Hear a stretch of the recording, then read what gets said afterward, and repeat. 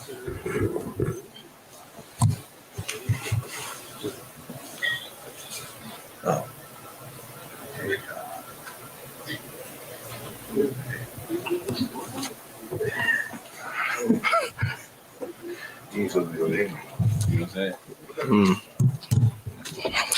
الله الرحمن الرحيم الحمد لله والصلاة والسلام على أشرف الأنبياء والمرسلين نبينا محمد وعلى آله وصحبه أجمعين اللهم انفعنا بما علمتنا وعلمنا ما ينفعنا اللهم زدنا علما إنك أنت عليم حكيم اللهم اجعل هذه المحاضرة حجة لنا لا حجة علينا يا رب العالمين أما بعد.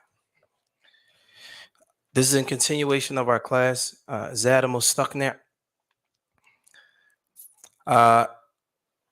We stopped at the fifth condition of the Salat. Does anyone know the previous four? What's the first condition of the prayer? So if we think about it, right? What do we have to do in order for us to be able to pray? So the first condition is what? Say again? Any? Not the first.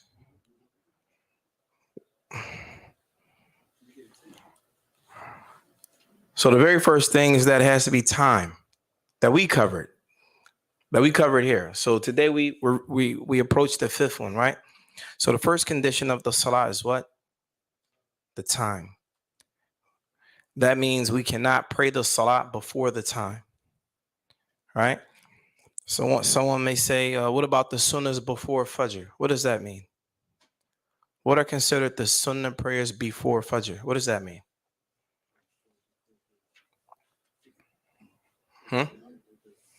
Are there sunnah prayers before Fajr? They are? They're not obligatory, but what are the sunnah prayers before Fajr?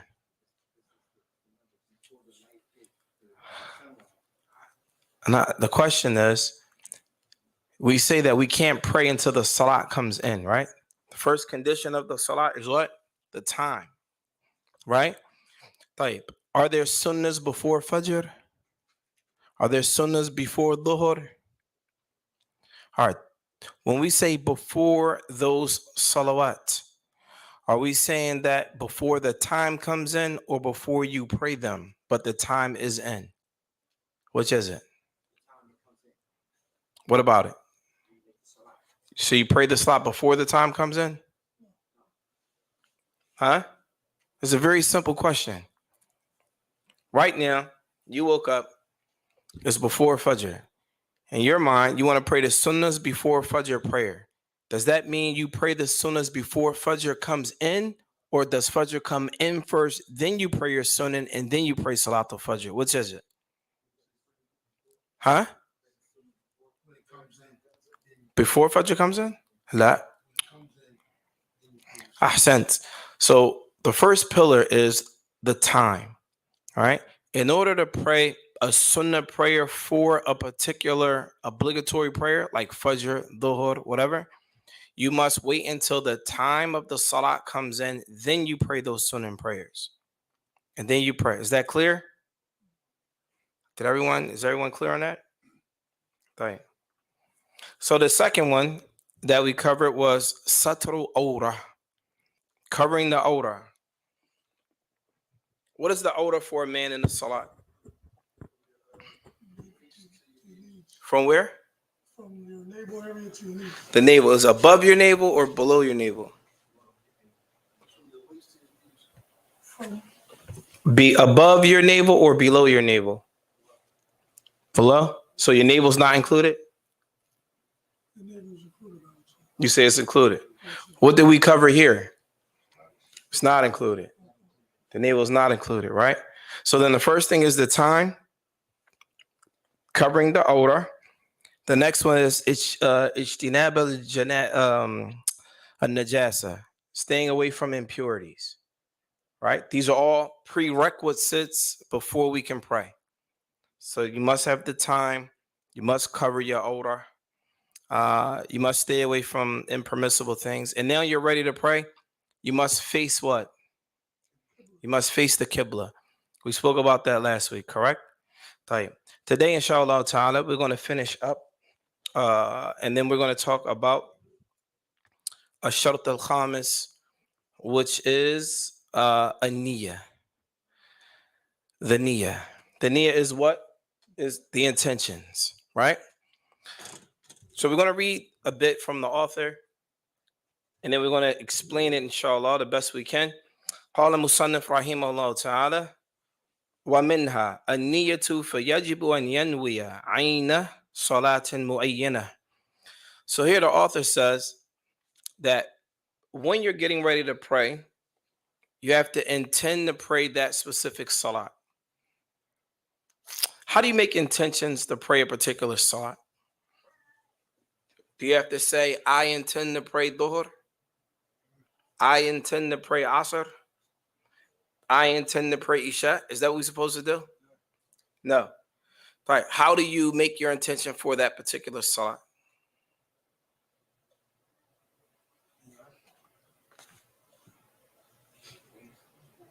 It was good. Anyone else? Do you want to hear what he said? Don't say nothing. What is it? How do you make your intentions to pray? You have to stand up and announce to everyone, I have to pray this salat. How do you do it? Huh? In your heart, right? The niyyah is in your heart, meaning you don't have to verbally say. Are there any acts of worship that we have to verbally say the worship that we're doing? Yes or no?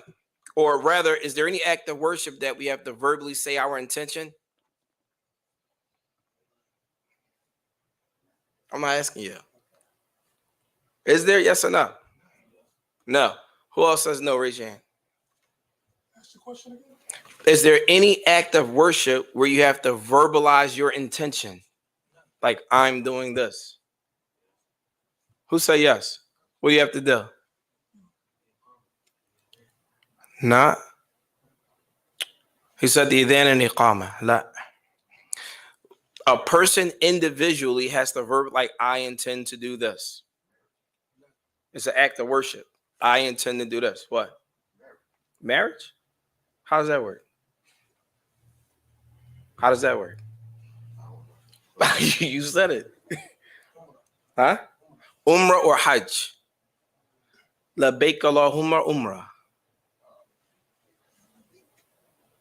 And also Hajj. You have to verbalize those intentions. If you're going to make Umrah or Hajj, you have to verbalize those intentions. You cannot do those in your heart. Okay? Is that clear?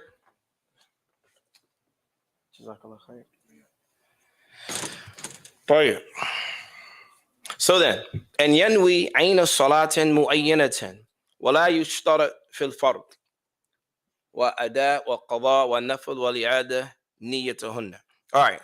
So let's talk about another point here, right? The next point is, let's say, for example, we're going to mention different levels or different types of prayers. So say, for example, la yushtarat. We don't have to have a niyyah to pray a fard. A fard is an obligatory prayer. So, for example, right now, Salatul Isha, right? Before you come in to pray Salatul Isha, you don't say to yourself, my niyyah is to pray fard, a wajib prayer. No. Your niyyah is to pray what? Isha, because the time for what? Isha. Same thing for Fajr. You don't wake up to pray Fajr and say, I'm going to pray an obligatory prayer. Like, you're going to make your intention to pray what? Fajr. Right? The same thing, ada'in. So you don't make your intention, I'm going to pray an obligatory prayer in its proper time right now. Rather, you're just going to pray whatever that salah. Some people may look at it like it's funny, but there are brothers and sisters that actually do that. They will say to themselves, I'm going to make my intention to pray an obligatory prayer right now in its proper time. That's not what's understood. Okay? The next one is, let's say, for example, you are tired. You went to sleep before Dhuhr and woke up at the time for Salat Al-Asr. When you woke up at the time for Salat Al-Asr, You got up. You have time to pray Asr, but you know you have to pray Dhuhr. What are you going to make your intentions to pray? Dhuhr. And then after you pray Dhuhr, you're going to what? Asr. You don't make your intention to say, I'm going to pray a qadha prayer. Qadha prayer means a prayer that you missed, you're making it up. Does that make sense? Meaning you don't say, I'm going to pray qadha prayer. I'm going to pray a prayer that I missed. No, you're going to pray Dhuhr because you missed Dhuhr. You're going to make your intention to pray Dhuhr. Same thing with the rest of them. طيب. A person intends to make the salat yanwi bi tahrimatan. A person intends to pray when they say Allahu Akbar. When they make walahu taqdimuha alayha bi zamanin yasiran min al-waqt. So before the prayer, let's say we're getting ready to pray Salatul Isha. Right before you say Allahu Akbar, in your mind, you need to know that you're praying Salatul Isha. Because if not, if in your mind I'm praying a different prayer, then your salat is not valid. And we're going to talk about that in a minute. طيب. فإن قطعها في أثناء الصلاة أو تردد بطلت. وإذا شك فيها استأنفها. All right. So here's 2 points. The first thing, let's say you start praying, your intention is for Salatul Isha. As you're praying the Salat, qata'a fi athna' salat. You change your niyyah for something else. Let's say while you're praying Salatul Isha, and you're thinking like, dang, I should have prayed my sunnahs first. Should I pray? While you're praying, should I pray my sunnah or do I keep it? Once you start doing that, you lose your Salat. Batalat. If it's obligatory prayer. Is that clear? I'll give you another example. Let's say we're in the Salat. We're praying Salatul Isha. Or we're praying Salatul Maghrib. We started Allahu Akbar. Alhamdulillah, you're reciting. And you say, dang, I didn't even pray Salatul Asr. But should I stop praying Maghrib and pray Asr? You're debating, should I stop? Once you start doing that, batalat. Your salat now is null and void. Why is that? What makes your salat null and void? Just because you say so? What makes it null and void? Because you broke off your intentions. In an act of worship, your intention has to remain with it the whole time.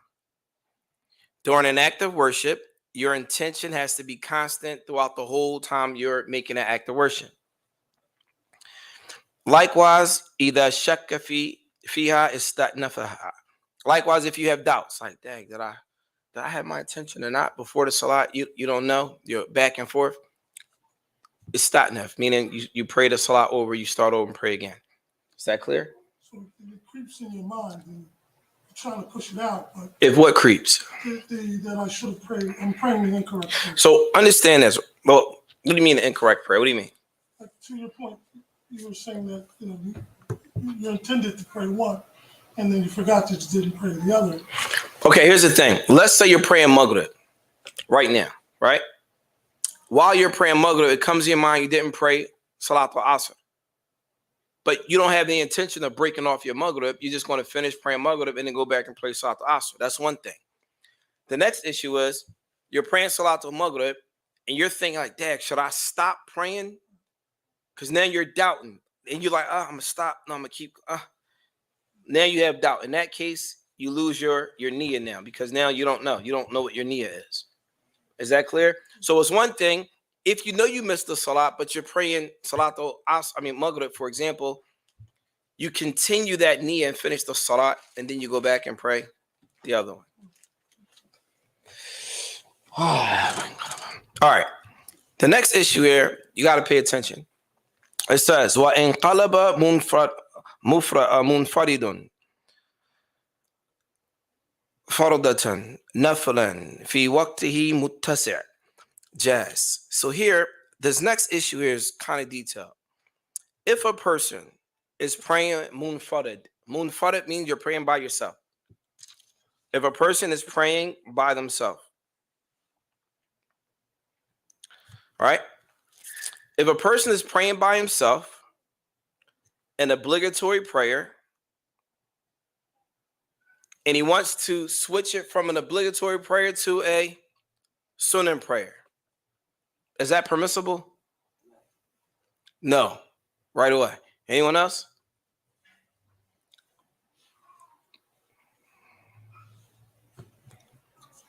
You say no.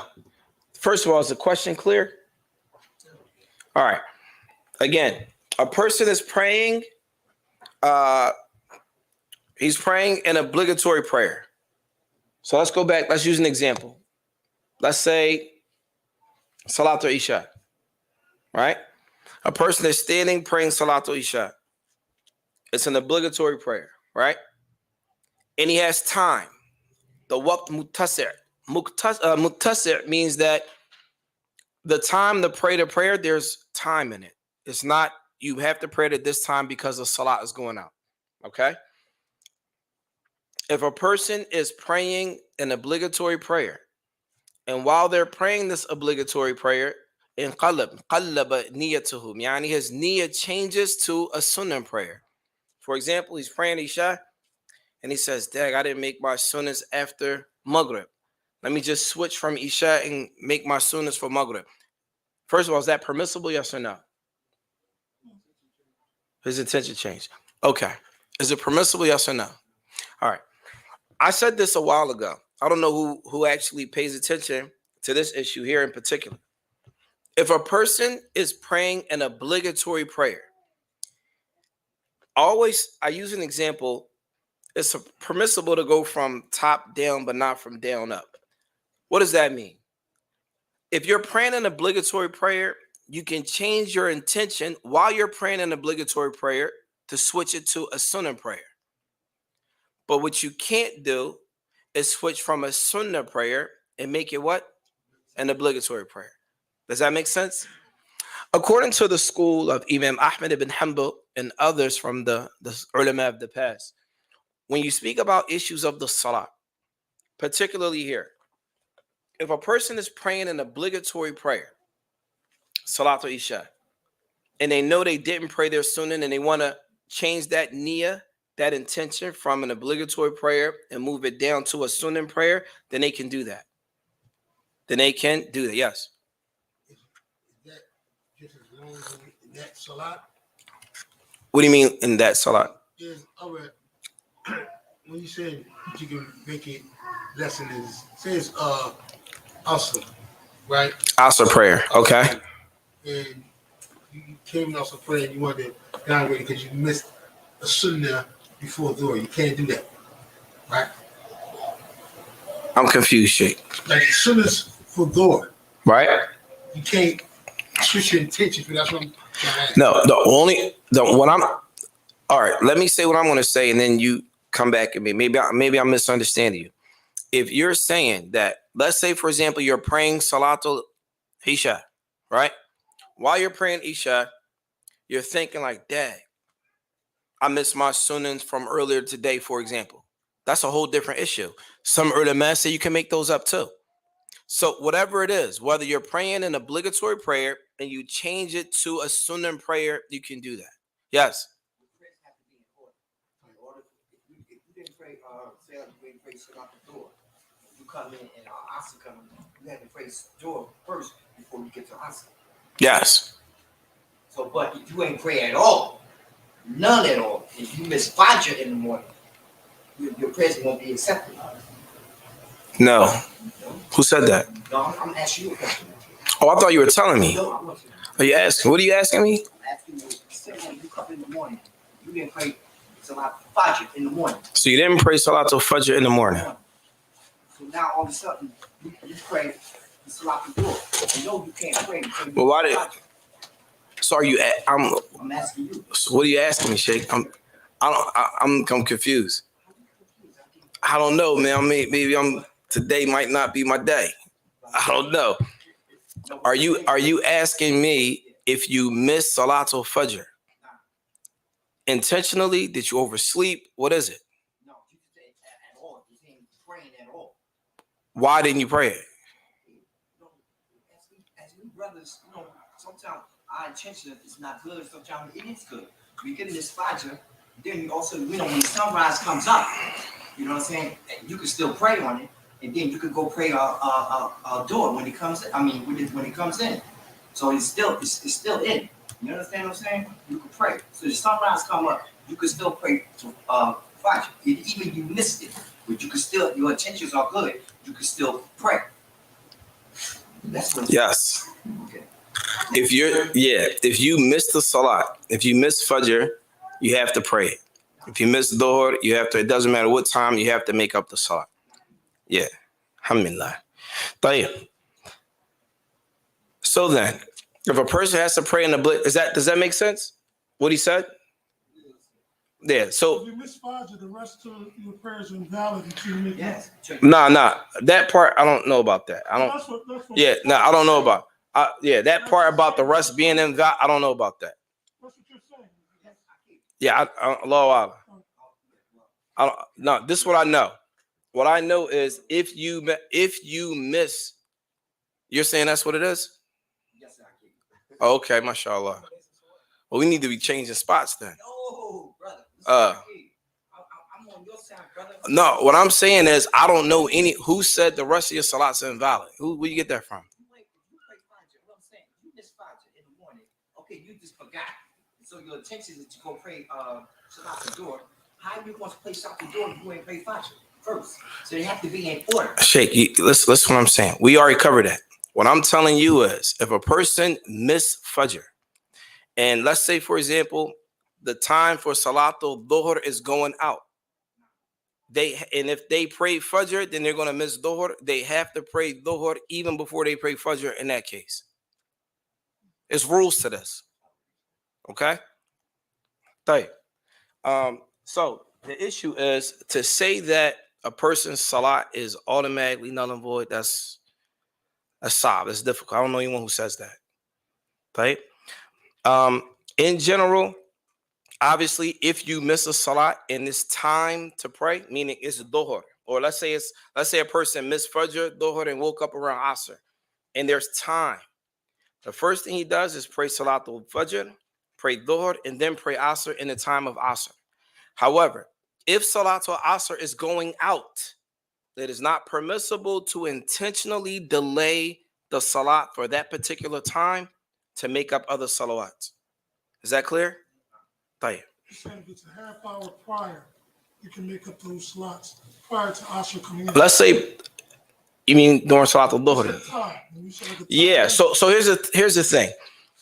The author, he says muttasil. Muttasil means that there's time within the salat. So let's say, for example, you miss Fajr, Dhuhr, and Asr. Right now it's time for Salat al-Asr. You have about an hour before Salat al-Maghrib comes in. You miss Fajr, Dhuhr, and you didn't pray Asr, right?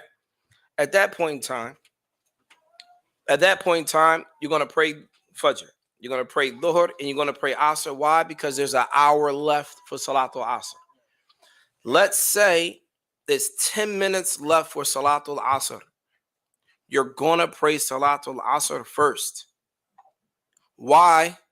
Because you're not going to intentionally let the salat go out and you didn't pray it.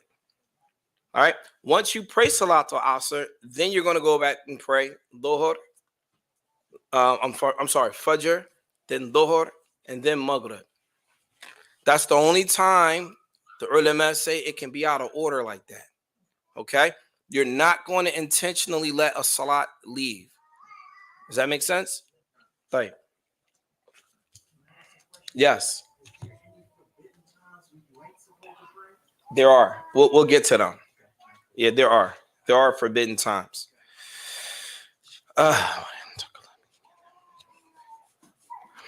Likewise, if a person is praying an obligatory prayer, right? Let's say they're praying an obligatory prayer. They're praying Asr, right? While they're praying Salat al-Asr, they realize they didn't pray Salat al-Dhuhr.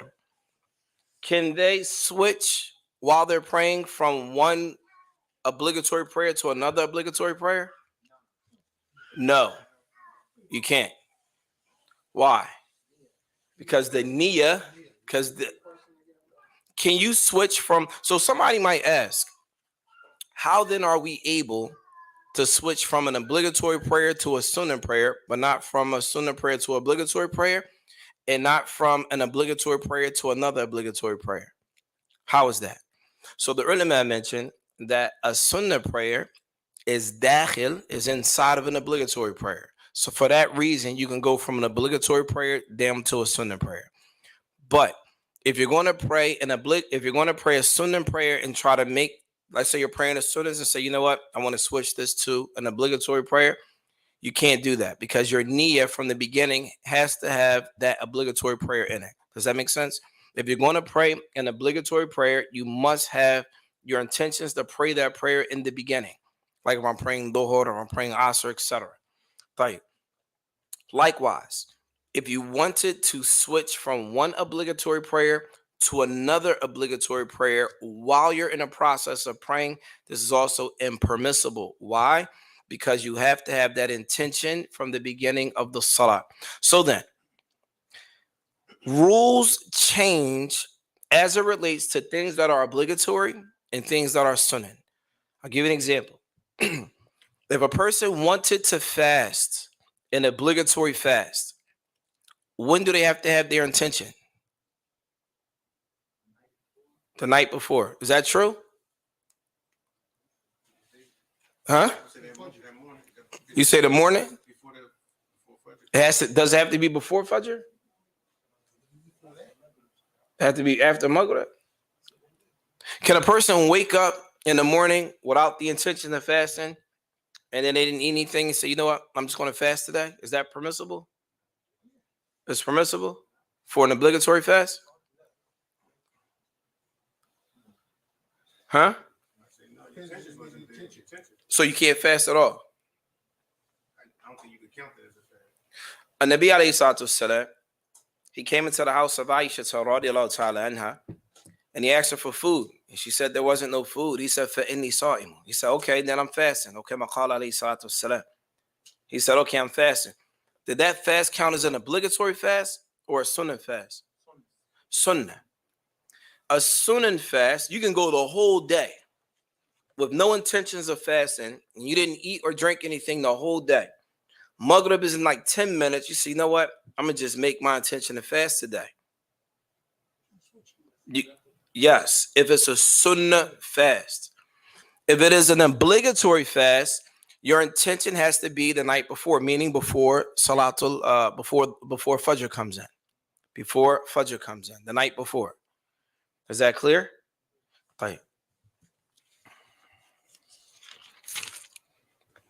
وَيَجِبُ نِيَّةَ الْإِمَامَ وَالتِّمَامِ. All right, so next thing we're going to talk about leading in the Salat. It is obligatory for the Imam that's leading the Salat, they have the intention for being the Imam, and for the people that are following, they have the intentions of being followers in the Salat. You see your glasses? Oh, okay. Tight. It says, وَإِنَّ وَالْمُنْفَرِدْ الْإِتِّمَامَ لَمْ تَصِحْ فَرْدًا أَوْ نَفْلًا. So let's say, for example, if a person's praying by himself, a brother comes in the masjid, he's praying by himself, munfarid, right? He's praying Salatul Isha by himself. And then he sees, while he's praying, he's looking over to the side. You see a group of brothers coming together and they're praying congregation. He's saying, he's reading out Fatiha. They started reading out Fatiha. I said, Dad, I'm going to just slide over into their Salat and join them. Without breaking out of my Salat, I'm going to just slide in and include myself with them. This nullifies, his Salat is not correct. But why? Why wouldn't his Salat be correct? He broke his off. Huh? He broke his off at a different point than where they were. No. Why? Why wouldn't it be correct? Huh? His niyyah. His niyyah wasn't to be a follower in the Salat. His niyyah was to pray by himself. And this is obviously, as we go on, there's some differences of opinion, but we're going to speak primarily from the school of Imam Ahmad ibn Hanbal rahimahullah ta'ala. They say that if it was a sunnah prayer, then it's different. If you wanted to join with the sunnah prayers, it's different. The rules change as it relates to sunnah prayers. It says, وَإِنْ انْفَرَدَ مُؤْتَمٌ بِلَا عُذْرٌ بَطَلَتْ. So let's say, for example, we're praying in the masjid. We're praying Salat al-Isha. The Imam, Abu Sajid, Saeed, mashallah, he's reading Baqarah for Salat al-Isha. Brothers are tired. They want to go home. He wants to leave Salat. He wants to leave Salat al-Isha and read all of Baqarah. Baqarah is a very long surah, right? Sheikh like, man, I'm tired. I'm going to just break off the Salat. Not that he has anything to do. I just don't feel like standing that long. He's healthy. Everything's good with him. He just doesn't feel like standing that long. He'd rather do something else, right? So he makes his intention, break off the Salat. He's still in the first rak'ah. He said, I'm going to just hurry up, pray, and he leaves. Is that permissible, yes or no?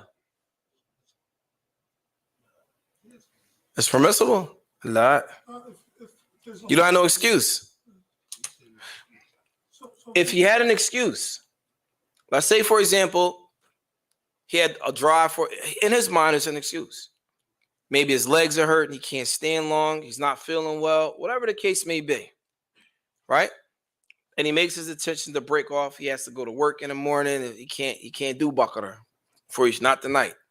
Like maybe tomorrow we good. I got to be to work like, you know what I'm saying? I got to get some sleep. So he breaks off, makes an intention, breaks off the Salah. This happened during the time of the Prophet alayhi salatu wasalam, when one of the companions was praying behind Mu'adh ibn Jabal. And the Prophet alayhi salatu wasalam came to him and called him a fattan. He says, Hal anta fattan ya Mu'adh? He said, are you a troublemaker? Why? Because the companions, they were tired. They were ready to go home, and he led them in a long salat. Right? So then in a case like that, it is permissible for a person to separate themselves while they're praying, separate themselves from the salat, finish, and go about their business if they have something to do. Yes. Okay, say like he's in rank and he don't want to wait. Can he finish his salat then leave? I'm sorry, say that again, Sheikh. Say like he's in the rank. Like we just mentioned. Nah. So if he don't want to wait, can he finish his salat and just leave? Say like he gotta go to work or it's an emergency, he gotta go home or something like that. Yeah, that's what I just said. Yep. Yep. So in a case like that, that will allow you to do that, inshallah. All right. Now here's the next issue. Let's say the imam was leading a salat. I'm gonna give you two scenarios. The masjid is packed. The imam, he's leading a salat. All right. First rak'ah, second rak'ah. And he's like, Dad, he has to go to the bathroom. Like bad. Can the imam leave the salat? And if so, how? I want everybody to understand what's going on here. Salat al-Isha, let's assume the masjid is packed. Right? The imam's leading a salat. She got to go to the bathroom. Like bad. Someone steps up to finish. Right. In a case like that, he will either A, yastakhlifuhu shaksan, meaning he could grab somebody and put them up in the front to take over the salat while he falls out and goes to use the bathroom, etc. This is permissible. This is permissible, right? Yes. I was going to ask you this the other week, because I was praying behind the masjid and boy had a seizure. You was praying by who? Here? No, but the boy had a seizure. And he started doing some strange things. So people was like, they stopped to talk, like, but I stayed in. Stayed in the salat with him? Yeah. Did he finish the salat? Eventually. Hello, Allah. Come on, man. No, I really don't. I don't know. Are you supposed to break off? I mean, you can break off. Obviously, you could break off from the salat. You can, let's say, for example, if you're praying in a salat and the man passes out, Right. Obviously, you can make your niyyah to separate, finish the salat on your own. Yeah, it doesn't require you to break out of your salat, right? But I was going somewhere else. So now the next case. This happened to me personally, right? I just come back from Saudi Arabia. I was leading a salat for Salat Al-Dhuhr in South Philly. The masjid was packed. I came in, I led Salat Al-Dhuhr, and I forgot that I didn't make wudu before the salat. What do you do in a case like that? If you're an imam and you're leading a salat, it happened to me. The masjid was packed for Salat Al-Dhuhr. I'm sitting there after the salat and I realized I didn't make wudu before I led the salat. Do you know what that means?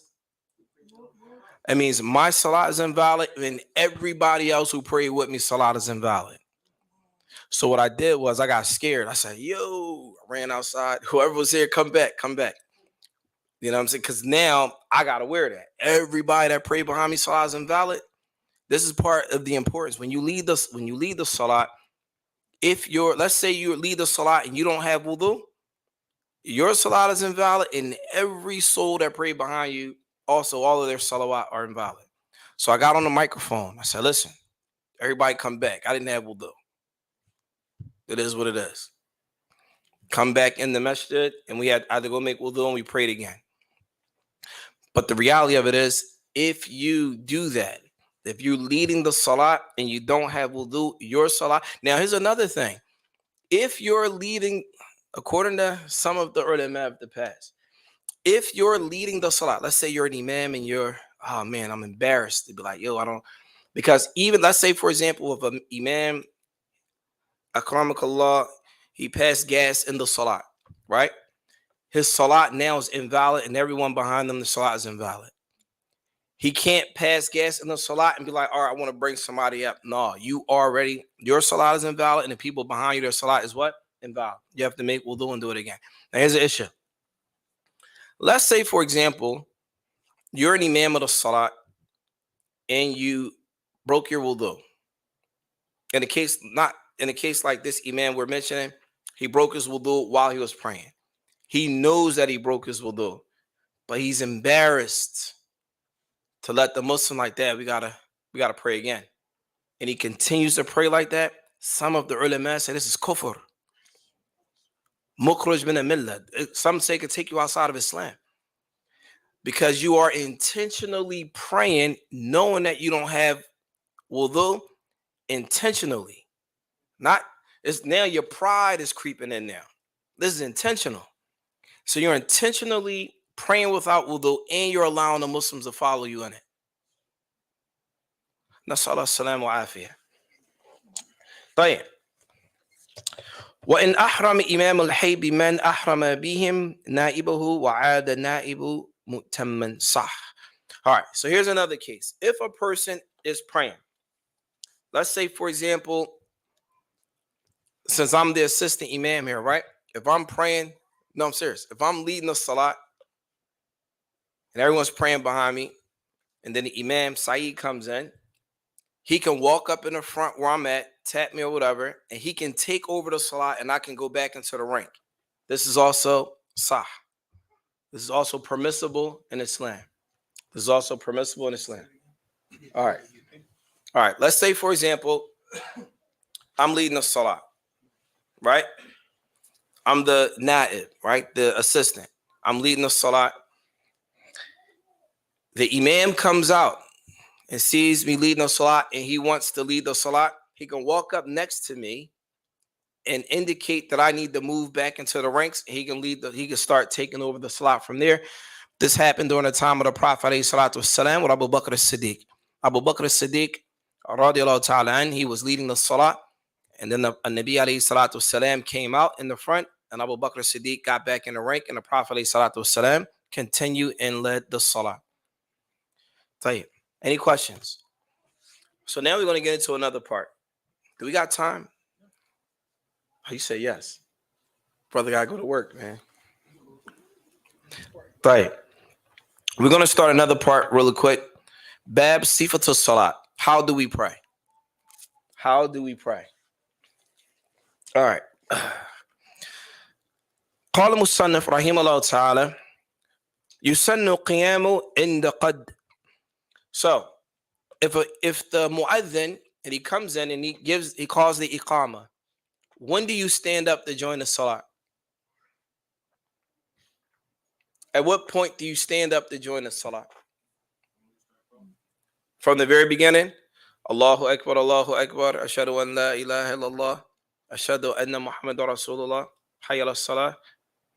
When do you stand up to get in the ranks? قَدْ قَامَتِ الصَّلَاةِ. According to, you say when it's called? Right. So according to the author is when they say قَدْ قَامَتِ الصَّلَاةِ, right? This means stand up to pray. That's one position. Another position, according to the Hanabila, is that as soon as you see, and it's time for the salat, as soon as you see the imam come in, people stand up to start, get ready for the salat as well. So the two different positions as it relates to that, inshallah. طيب. ويسن القيام عند قد من إقامتها وتسوية الصف or تسوية الصف. Likewise, it's also sunnah to straighten the lines, to make sure that the lines are straightened. وَيَقُولُ Allahu Akbar. And Imam, he says, Allahu Akbar, right? رَافِعًا يَدَيْهِ. So when a person is praying, when they say Allahu Akbar, they raise their hands. How high should the hands be? To the earlobes? Like this? Is it that what pen you follow? To the chest like this? Above the shoulders? Just one hand? No. I'm looking around because I've seen it in the ranks so many different ways. Right. Oh, like this? What says it like this? What's the sunnah? What do you think, Sheikh? To your shoulders? Right. So according to the Hanabila, it says مدمومتي الأصابع ممدودة حذو منكبي كالسجود. When you go down to sujood, your hands should be here, right? So if you go down to sujood, your arms are going to be like this length. The arms should be like this, not like this, not like this, like this. As if you're going down into sujood. Your fingers should be tight together, right? Right. The next one. So what was the correct? What Like this. Okay. Even with your shoulder, or what is this? The collarbone. Yeah, even with your collarbone. The same way when you go down to sujood. Now the problem is some brothers, when they go down to sujood, they go down like this anyway. But in reality, it should be like this, to the point where your elbows go out. But we're going to cover that when we get to that chapter, inshallah, or that part. ويسمع الإمام من خلفه كقراءة في أولتي غير الظهرين. So the imam, when he's reciting, he should be heard by the people in the back. The people that are praying behind him, he should be heard. غيره نفسه. Everyone else, when you're reciting, you should hear yourself, but no one next to you should hear you. So here's the thing. When you're reciting Al-Fatiha in the Salat, some of the ulama say you could move your lips, but some say you have to recite with a sound that you hear yourself.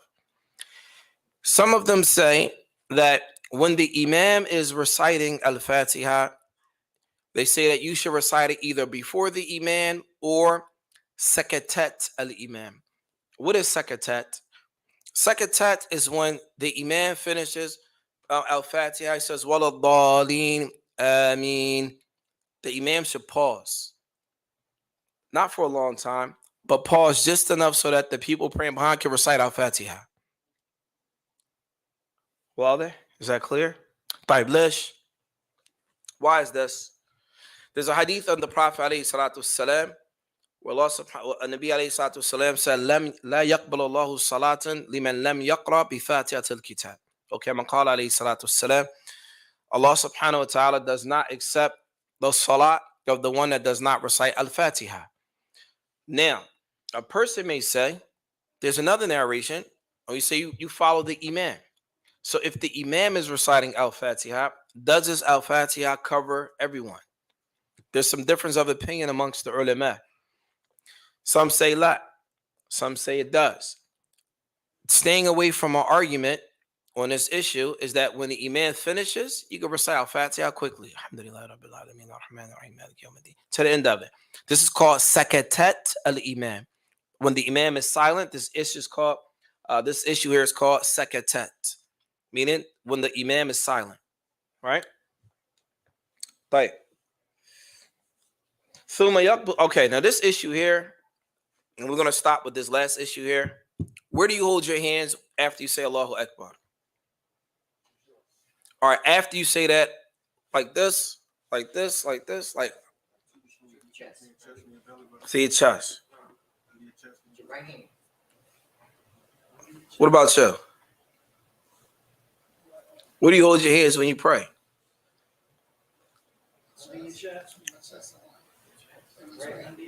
Under your chest? What about down to your navel? Is that cool? Oh, that's no. No. I said no. Navel, no. What about all the way up to your neck? Nah. So the navel and the neck is out.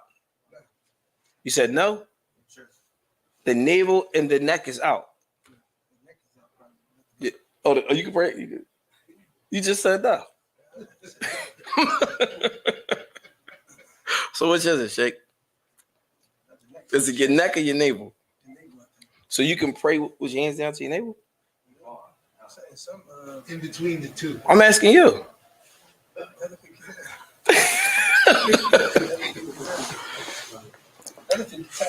You read that? You read it? When you read that? Yeah. Oh, you just never read it? Tell you. So we're gonna read through a bigger book about this particular issue, just to give people some insight on it. So he says, Imam Ahmed, according to his school, it says, ثُمَّ يَقْبِضُ الْقُوْعِ يُسْرَاهُ تَحْتَ سُرَّتِهِ. So that means they take their hand underneath their navel and put their right hand over their wrist, below their navel. You saw who do it? Some of the foreigners. According to Imam Ahmed, the school of Imam Ahmed, this is considered a sunnah.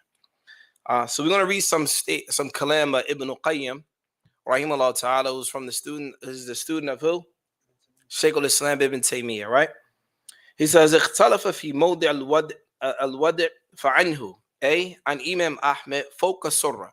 So there's a narration where Imam Ahmed says above the navel, وعنه تحتها. And then another narration is under the navel. وعن أبو طالب سألت أحمد أين يده إذا كان يصلي. So they asked Imam Ahmed, where do you put your hands if you're going to pray? قال على السرة أو أسفل. He said, on my navel or below it. وكل ذلك واسع عنده. All of that in the school of Imam Ahmed is wasi'. It's easy. It's not strict. In وضع فوق السرة أو عليها أو تحتها. Whether it's on your navel, above your navel, or below your navel, is easy. It's not an issue that should be causing differences of opinion. I mean, issues like, for example, where we live years ago, this type of issue would have caused a lot of problems in the community. Alhamdulillah, now we know a little bit more now than we did before. So these issues are not issues that should cause problems. So here, I'm reading through a book called Sharh al-Kabir, right? About the same issue. So he says, وَدْعُ الْيُمْنَى عَلَى يُسْرَى فِي الصَّلَاةِ مَسْنُونَ. First of all, putting the right hand over the left hand in the salat is sunnah.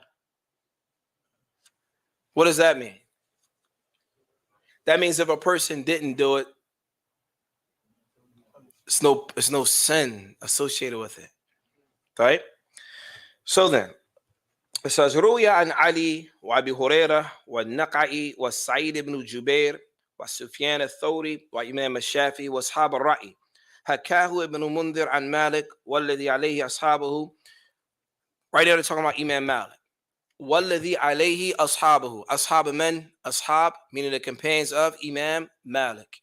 Right? So he says, Irsalul Yadain. From the school of Imam Ahmed, from the school of Imam Malik, that was reported from him by all of these people. Listen to who narrated this, right?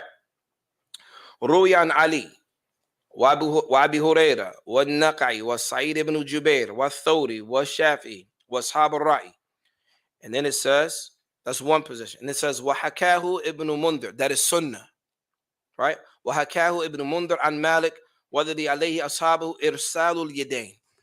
Imam Malik is of the position that your arms should be on the side. Like, you ever see people praying with their arms to the side? Now, you know, when you see people praying with their arms to the side, you feel some type of way about that, don't you? You feel some type of way, don't you? I know you do. Am I right? I'm not just talking to you. I'm talking to everybody. This is not you. People, y'all feel some type of way, don't you? Yes, you do.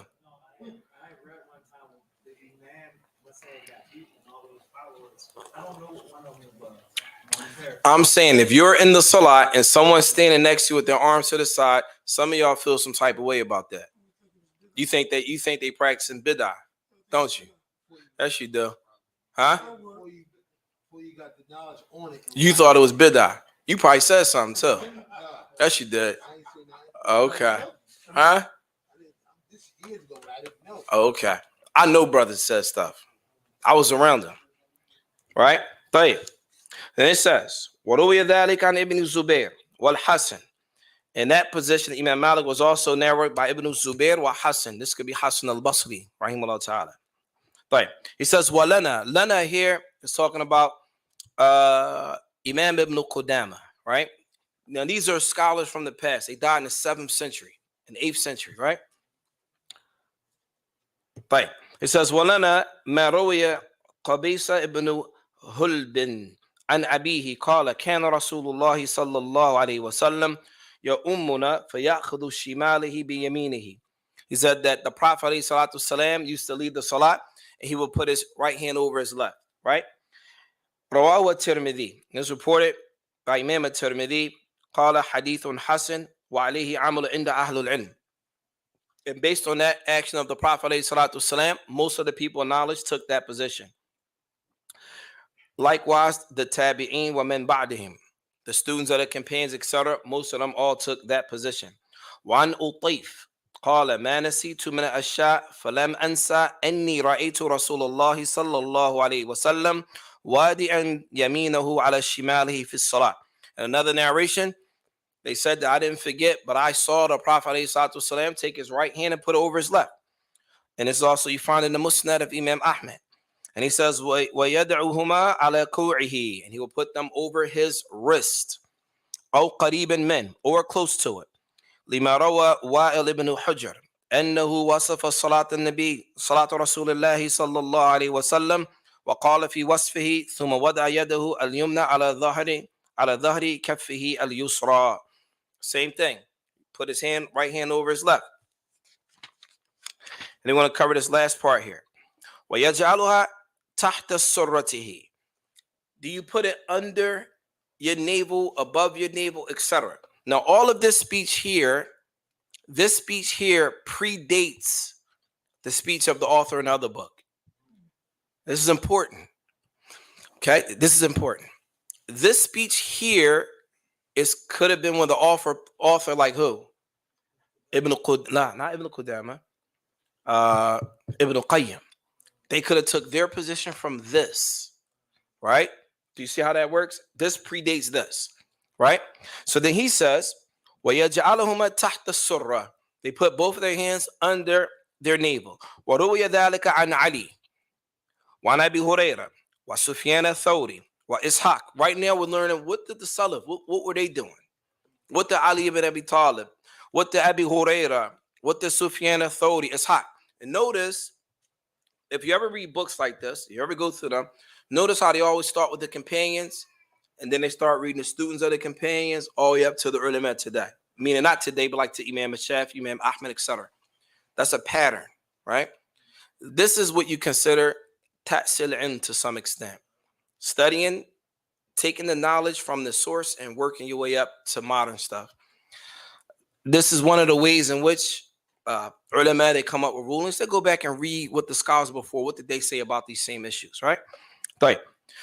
So it says, قال علي رضي الله تعالى عنه من السنة وضع اليمين على الشمال تحت السرة. Ali ibn Abi Talib رضي الله تعالى عنه, he said, from the sunnah is put your right hand over your left under your navel, right? طيب. رواه إمام أحمد وأبو داود وعن أحمد أنه يدعهما فوق السرة. And another narration of Imam Ahmed, they said above the navel. This is why Ibn Qayyim said Al-Mas'ala wasi', meaning it's wide. This is why he said that, because he had this information right here, right? Then he says, وَهُوَ قَوْلُ سَعِيدِ ibn Jubair. This is a statement of Sa'id ibn Jubair, وَالشَّافِي وَلَمَا رَوَى وَائِلِ ibn Hujr قال رأيت رسول الله صلى الله عليه وسلم يصلي فوضع يديه على صدره. And there's another narration. He said, I saw the Prophet عليه الصلاة والسلام place his hands above his chest, on his chest. This is for those who pray like this. It's a narration, right? إحداهما على أخرى وعنه رواية الثالثة أنه مخير في ذلك لأن الجميع مروي وعمر في ذلك واسع. And I did this for a reason.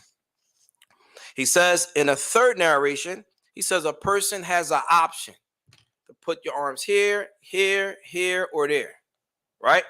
And then he says, لِأَنَّ الْجَمِيعَ مَرْوِيٌّ, because all of them were reported on the Prophet ﷺ, وَالْأَمْرُ فِي ذَلِكَ وَاسِعٌ, and the issue with that is wide, it's easy. There's the same statement that Ibn Qayyim, the student of Shaykh al-Islam Ibn Taymiyyah, said about this. He could have got this issue from here. Well, there. I just want to get that little small benefit, inshallah. We're going to stop with that. Any questions? No questions. Yes. You didn't do the proof for holding the hands down. Well, And you brought it. the issue with the hands being to the side was, so there was a narration that I found.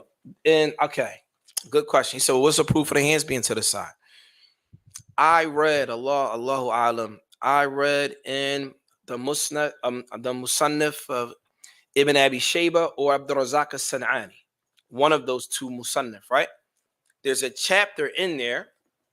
So those two books, they talk about the fiqh of the Sahaba, how the Sahaba understood these narrations that were read. So there's another set of books that talk about how the Sahaba implemented these narrations right here. In that book, there, if I'm not mistaken, there was a narration of one of the companions that used to pray like that, with his hands to the side. You didn't find any of the other companions making inkar, saying that this is haram to do this, etc. And so because of that, this is why they say here, al-amru fi dhalika wasi'.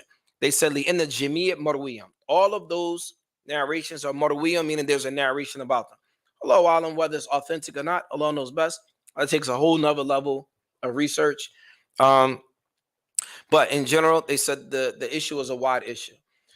Let's say, for example, you say, well, the fact that when we put our right hand over our left is considered a sunnah, not wajib. Meaning, if a person prays with their hands on the side and you personally see that to be impermissible, let's say, you know, based on what you read, I don't think that's correct. It's not haram, meaning it doesn't invalidate their salat, even if you hold it to not be the sunnah. Is that clear? It does not invalidate the salat. If a brother prays or a sister prays with their arms to the side, it doesn't invalidate the salat. It's not from the conditions of the salat aslan. And in addition to that, there were some narrations of some of the companions and some of the salaf that did the same thing. So the question now is, even if we find narrations from some of the salaf doing it, the issue now is, did we find people from the time of the salaf making inkar, saying this is impermissible, this is haram? La. If you don't find that, then who are we today to say something is haram when the people in the past didn't say it was haram?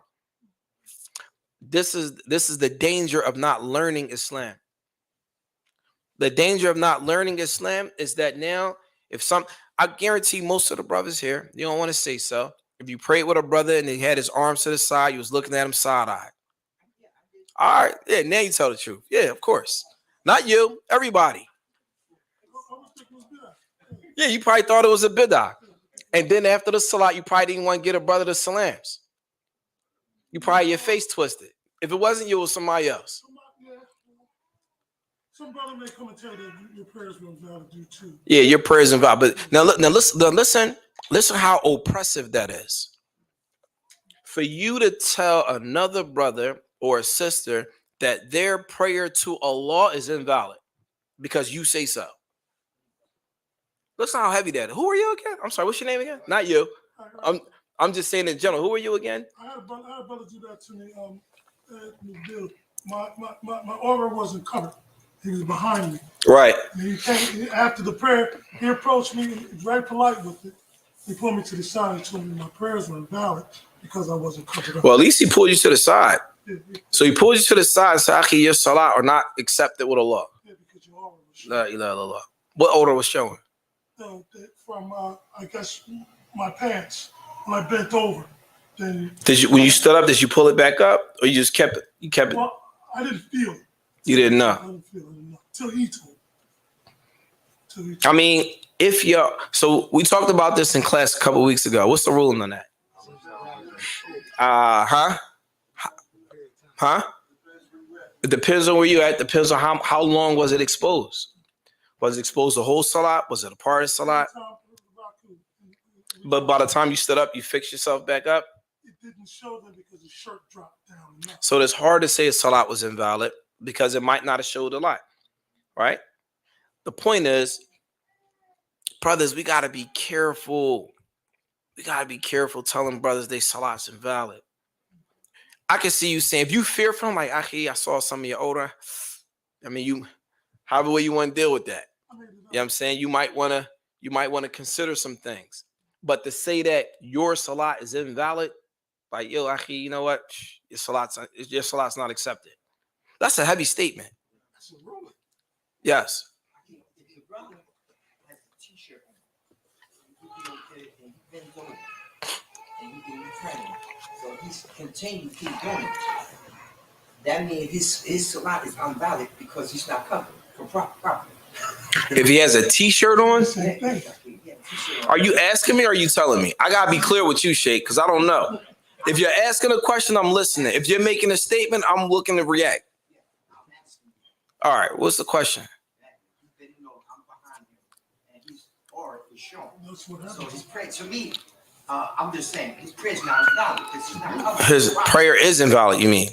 Yes, is his prayer invalid because he's not covered properly? It's you, right?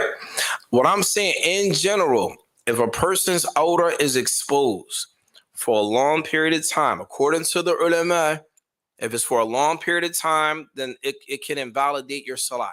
However, do you want to be the invalidator? Do you want to sign off on that or what? Are you confident to sign off on that?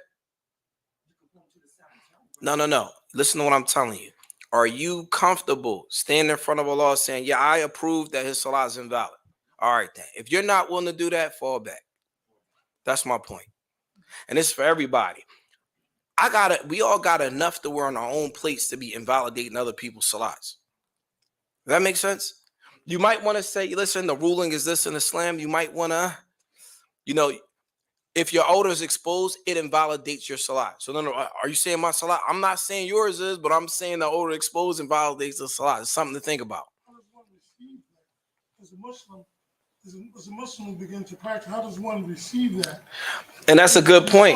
Someone who I look to, like for knowledge, like I'm trying to build a person. In fact, this brother here has been helping me. Alhamdulillah. It's very difficult to find a person because if it's someone that you see in the masjid, time and time again, how do you trust that what he's going to guide you to is the correct way?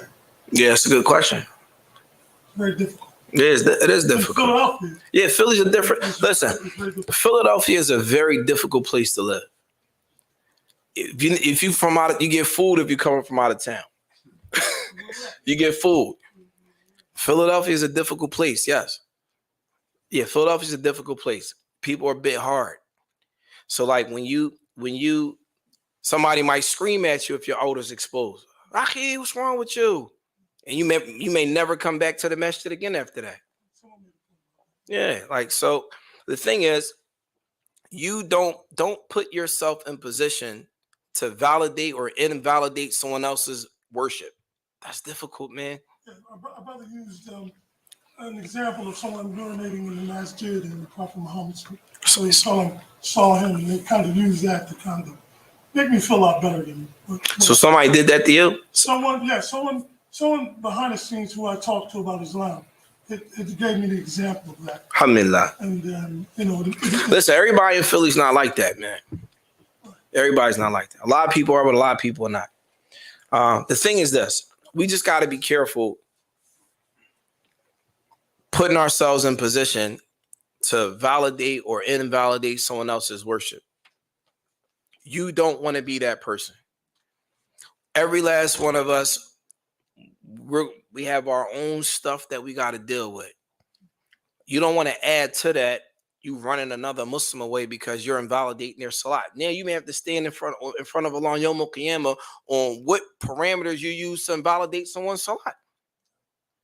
Who wants to do that? You got your own stuff. Now you got to answer for something else that you really don't know what you're talking about. And even if you do know what you're talking about, it's not for you. Who said you got to be the one to say something? If you're not qualified, you didn't put the time. If I see something, I don't even want to say something sometimes. And I actually studied a little bit. But what about a person study anything? Any questions? Go ahead, Sheikh. No, go ahead. Because I'm leaving after that. I'm running out. About intentions. Huh? Intentions. Mm-hmm. So when I'm coming to pray congregation and I miss it, I don't do another one. You don't do a what? Another what? Congregation? Right. You can. Like I'm saying, I got an opinion that supports that I don't.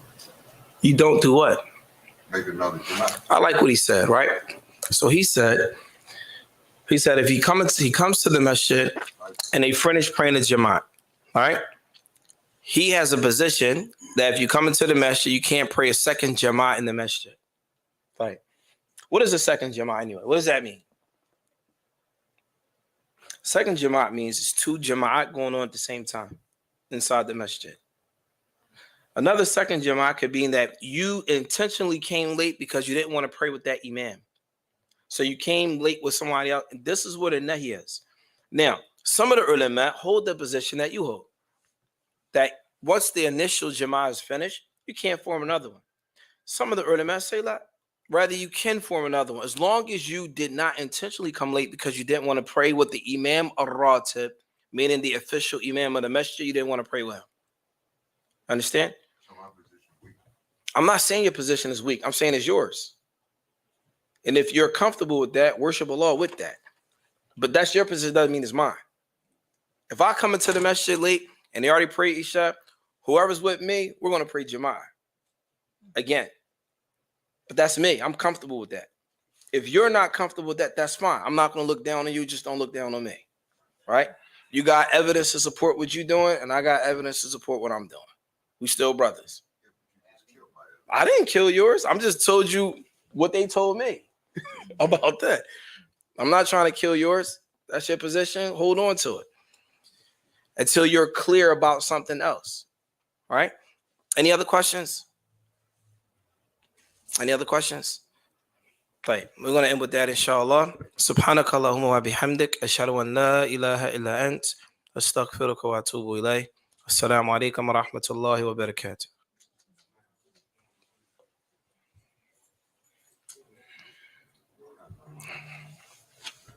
Oh, you got another question?